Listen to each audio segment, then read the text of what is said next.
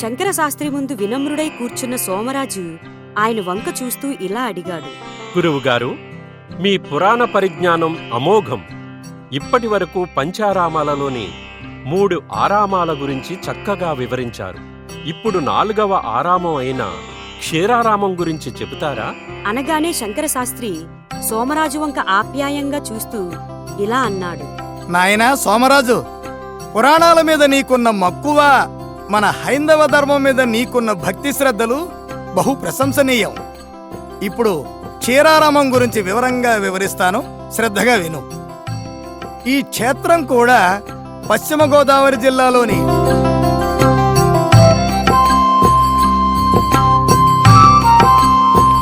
ప్రసిద్ధమైన పాలకొల్లు అనే గ్రామంలో ఉంది.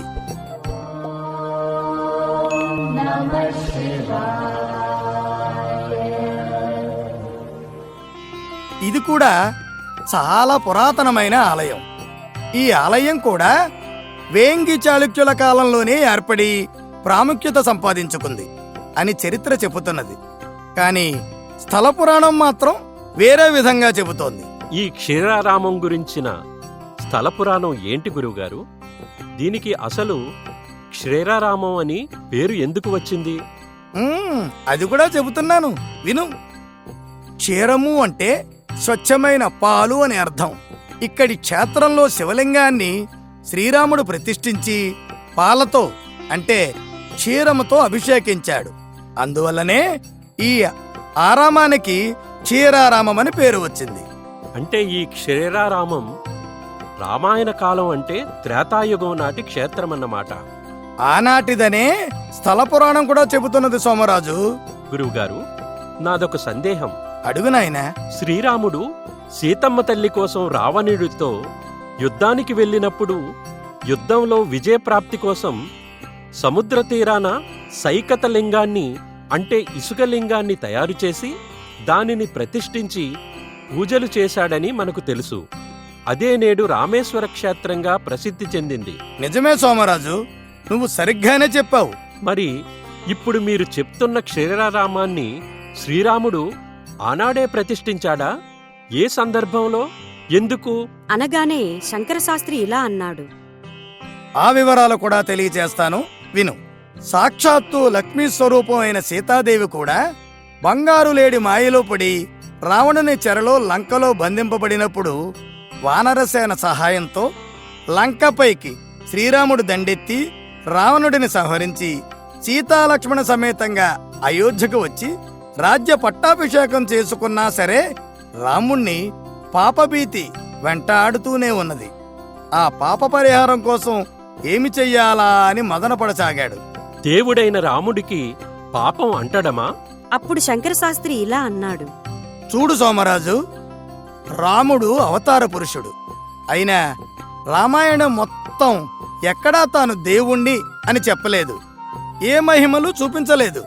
ఒక సాధారణ మానవుడిలాగానే జీవించాడు, బాధలు అనుభవించాడు, యుద్ధానికి కూడా కోతుల సహాయం తీసుకున్నాడు. అయితే శ్రీరామచంద్రునికి ఏ కారణం వలన ఈ పాపదోషం అంటుకున్నది అని అడగ్గానే శంకరశాస్త్రి ఇలా చెప్పుకొచ్చాడు. రావణ సంహారం వలన. దుష్టుడు రాక్షసుడు అయినా సరే రావణుడు గొప్ప శివభక్తుడు, శివుణ్ణి మెప్పించి ఆత్మలింగాన్ని పొందినవాడు. కాని ఒక్క స్త్రీ విషయంలో, అది కూడా సీతాదేవి విషయంలోనే బలహీనుడు తప్ప తక్కిన అన్ని విషయాలలోనూ మహాజ్ఞాని, నీతికోవిదుడు. రావణితో పాటు యుద్ధంలో ఎంతో మంది అమాయకులు ప్రాణాలు పోయాయి. ఆ కారణంగా రాముడికి హత్యాదోషం అంటుకుంది. ఆ హత్యా పాతక పాపం అతన్ని శాంతి లేకుండా చేయడం వలన అసహనంగాను దిగులుగాను ఉన్న అన్నగారైన రాముణ్ణి చూసి లక్ష్మణుడు ఇలా అడిగాడు. అన్నా రామచంద్ర, రాక్షస సంహారం చేసి అయోధ్యకు వచ్చి పట్టాభిషిక్తుడైనా సరే మీ ముఖంలో రవ్వంతైనా సంతోషం కనపడడం లేదు, కారణం తెలుసుకోవచ్చా? అనగానే రాముడు ఇలా అన్నాడు. లక్ష్మణ, శివభక్తుడైన రావణ సంహారం వలన కలిగిన పాపభీతి నన్ను కలచివేస్తున్నది. దానికి పరిహారం కోసం పరితపిస్తున్నాను. దానికి ఇంత విచారమెలా రామా? మన కులగురువైన వశిష్ఠుల వారిని సంప్రదిస్తే సరిపోతుంది కదా. వారే సరైన మార్గం సూచిస్తారు. అనగానే రాముడు ఇలా అన్నాడు. మంచి సలహా ఇచ్చావు సోదరా. పద, వశిష్ఠుల వారి ఆశ్రమానికి వెళ్ళి గురువుగారిని సంప్రదిద్దాం అని బయలుదేరబోతుండగా అంతలో అక్కడికి వచ్చిన వశిష్ఠుల వారు రాముణ్ణి చూసి ఇలా అన్నారు. ఏంటి రామా, నా పేరు ప్రస్తావిస్తున్నారు అన్నదమ్ములు ఇద్దరూ కలిసి? అనగానే లక్ష్మణుడి విషయం అంతా వశిష్ఠునికి వివరించి ఇలా అన్నాడు. గురువర్యా, ఇది మా అన్నగారి సమస్య. దీనికి పరిహారం ఏమైనా ఉన్నదా? నాకనిపిస్తుంది మా అన్నగారిది ఒట్టి అనుమానమేనని. అనుమానం కాదు లక్ష్మణ, రాముడు ఆలోచిస్తున్నది నిజమే. అప్పుడు ఆ పాప పరిహారానికి పరిష్కారం లేదా గురువర్యా? అనగానే వశిష్ఠుడు కాసేపు కళ్ళు మూసుకుని ఆలోచించి కళ్ళు తెరిచి రాముని వంక చూసి ఇలా అన్నాడు. రామా, దీనికి పరిష్కారం ఉంది. నీ పాప పరిహారం కోసం నువ్వు ఒక చోట శివలింగాన్ని ప్రతిష్ఠ చేసి క్షీరాభిషేకం చేయాలి. దానివలన నీ పాపదోషం పరిహారం అవుతుంది. అనగానే వశిష్ఠుని వంక చూస్తూ లక్ష్మణుడు ఇలా అడిగాడు. శివలింగ ప్రతిష్ఠ ఎక్కడ గురువర్యా? ఇక్కడికి 1000 యోజనాల దూరంలో త్రిలింగ దేశంలో కుమారస్వామి ఛేదించిన తారకాసురుని మెడలోని శివుని ఆత్మలింగం ముక్క ఒకటి పడి ఉన్నది. నువ్వు వెళ్ళి అలా పడి ఉన్న ఆ శివలింగాన్ని ప్రతిష్ఠించి దానికి క్షీరాభిషేకం చేసి శివుని ప్రసన్నం చేసుకో. అదే నీ పాప పరిహారానికి మార్గం రామా. తదుపరి ఆ క్షేత్రం పంచరామంలో ఒకటిగా ప్రసిద్ధి చెందుతుంది. అనగానే రాముడు వశిష్ఠుని వంక చూస్తూ ఇలా అన్నాడు. అలాగే గురువర్యా, తక్షణమే బయలుదేరి ఆ కార్యక్రమాన్ని పూర్తి చేసుకువస్తాను. నా పాప పరిహారం పూర్తి చేసుకుంటాను అని లక్ష్మణుని వంక చూస్తూ ఇలా అన్నాడు. లక్ష్మణ, వెంటనే మన ప్రయాణానికి ఏర్పాట్లు చెయ్యి. అలాగే అన్నగారు. అప్పుడు వశిష్ఠుడు రామునితో ఇలా అన్నాడు. రామా, నువ్వు ప్రతిష్ఠించి పాలతో అభిషేకించిన ఆ శివలింగ క్షేత్రానికి క్షీరారామం అనే పేరుతో పాటు ఆ ప్రాంతానికి పాలకొల్లు అనే నామం కూడా స్థిరమవుతుంది. ఆ క్షేత్రం పంచారామ క్షేత్రంగా బహుళ ప్రాచుర్యం పొందుతుంది. నీకు శుభం కలుగుగాక. ధన్యోష్మి గురువర్యా. అని రాముడు స్వయంగా వచ్చి పాలకొల్లు ప్రాంతంలోని శివలింగాన్ని ప్రతిష్ఠించి క్షీరాభిషేకం చేసి తన పాపాన్ని పరిహారం చేసుకున్నాడు. చెప్పడం ముగించి సోమరాజు వంక చూస్తూ శంకరశాస్త్రి ఇలా అన్నాడు. సోమరాజు, ఇది పరమ పవిత్రమైన మహిమాన్వితమైన క్షీరారామం పురాణ కథ. చాలా అద్భుతంగా ఉంది గురువుగారు. ఈ క్షీరారామంలోని శివుణ్ణి ఏ పేరుతో పిలుస్తారు గురువుగారు? శ్రీరాముడే స్వయంగా వచ్చి ప్రతిష్ఠించి ఆరాధించడం వలన ఇక్కడి శివుణ్ణి రామలింగేశ్వరుడిగా పిలుస్తారు. ఇక్కడి ఆలయ విశేషాలు ఇంకా ఏమైనా ఉంటే దయచేసి వివరించండి గురువుగారు. అలాగే విను. ఈ ప్రాచీనమైన ఆలయం పరిమితమైన ప్రదేశంలో చాలా రమణీయంగా కనపడుతుంది.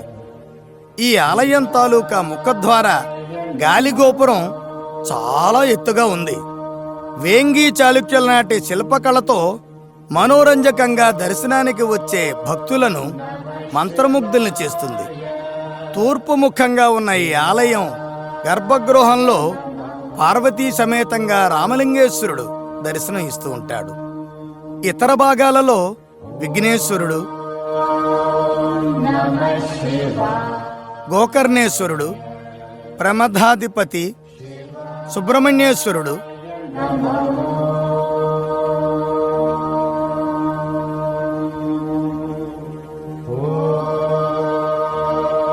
జనార్దన స్వామి,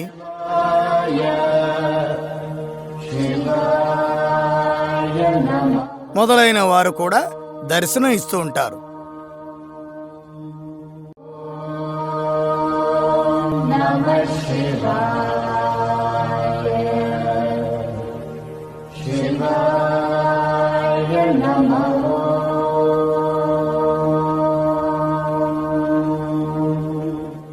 ఆలయానికి ఉత్తర భాగంలో ఒక పఠన వేదిక కూడా ఉంది.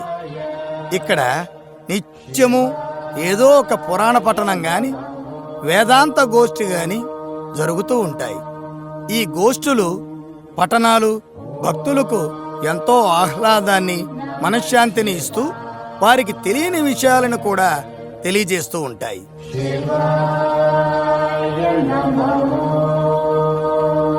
గురువుగారు, ఇక్కడ పూజలు పునస్కారాలు గురించి వివరించండి. అలాగే నాయనా, విను. ఇక్కడ రామలింగేశ్వరుడికి ప్రతినిత్యము పూజలు అర్చనలు జరుగుతూ ఉంటాయి. శివుడు ఇక్కడ పార్వతీ సమేతుడు కాబట్టి శివునికి శివరాత్రి ఉత్సవాలతో పాటు దేవీ నవరాత్రులు కూడా ఇక్కడ చాలా ఘనంగా జరుగుతాయి. కార్తీక మాసం నెల రోజులు శివునికి పంచామృతాభిషేకాలతో పాటు శివుని భార్య అయిన పార్వతీదేవికి కూడా కుంకుమ పూజలు జరుగుతూ ఉంటాయి.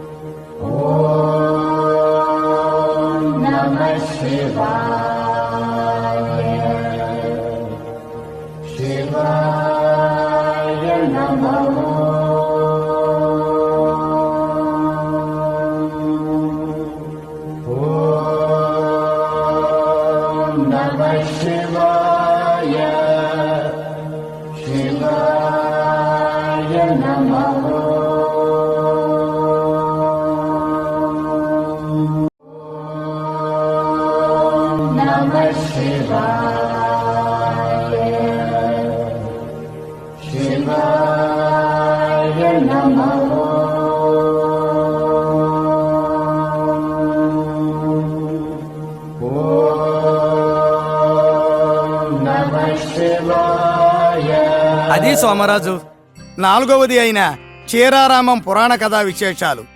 మరి ప్రతి ఒక్కరూ తప్పకుండా ఒక్కసారైనా దర్శించవలసిన పంచారామ క్షేత్రం ఇది. తప్పక దర్శిస్తాను గురువుగారు. ఇక మిగతాది ఆఖరిది అయిన అర్థమైంది సోమరాజు. 5వ పంచారామం కుమారరామం గురించి కదా నీ ఆరాటం. కాస్త విరామం తీసుకుని తర్వాత కుమారరామం గురించి చెప్పుకుందాం. అలాగే గురువుగారు.